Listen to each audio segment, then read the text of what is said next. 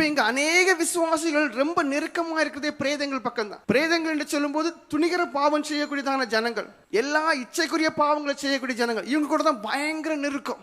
அசுத்த காரியங்களை செய்யக்கூடிய மனுஷர்கள், துர்க்கிரியைகள் செய்யக்கூடிய ஜனங்கள், பிறருக்கு தீங்கு விளையக்கூடிய ஜனங்கள், பிறரை எப்பவுமே கெடுத்து பேசக்கூடியதான பிரேதங்கள் நிறைய இந்த உலகத்துல உண்டு. சிம்சோனுக்கு உங்களுக்கு என்ன வித்தியாசம்? தேவனுடைய வார்த்தை சிம்சோனுக்கு பிரேதங்கள் அண்டையில் போகக்கூடாது. அவன் பிரேதங்கள்ல போனான், அதுல தேன் கூடு இருந்துச்சு, தேன் எடுத்து சாப்பிட்டான். அவனுக்கு அந்த வார்த்தை எல்லாம் குப்பை மாதிரி தெரிஞ்சிச்சு. அப்ப விசுவாசிக்கு தெரியணும், இந்த பிரேதங்கள் கூட நம்ம சேரக்கூடாது. நான் ஆவிக்குரியவன், நான் தேவனே உடைய மனுஷன், தேவன் எனக்குள்ளே உலாவக்கூடியவரா இருக்கிறார், நான் தேவன் தங்கும் ஆலயமா இருக்கிறேன்.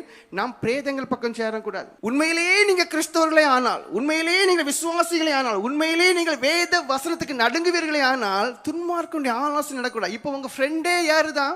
துன்மார்க்கன். பிரேதங்கள் பக்கம் தான் உங்களுக்கு நெருங்க தோணுது. கூட்டுக்கட்டு எல்லாம் பிரேதங்கள் பக்கம். பாவிகளுடைய வழியை நில்லாம நீனே பாவியா இருந்து மற்றவனை கூப்பிட்டு அங்க நேரம் போக்கிட்டு இருக்கிறா. பரிகாசக்காரில் உட்காரும் இடத்துல உட்காராம இருந்து கதை பேசுறது எல்லாமே அவங்க கூட தான்.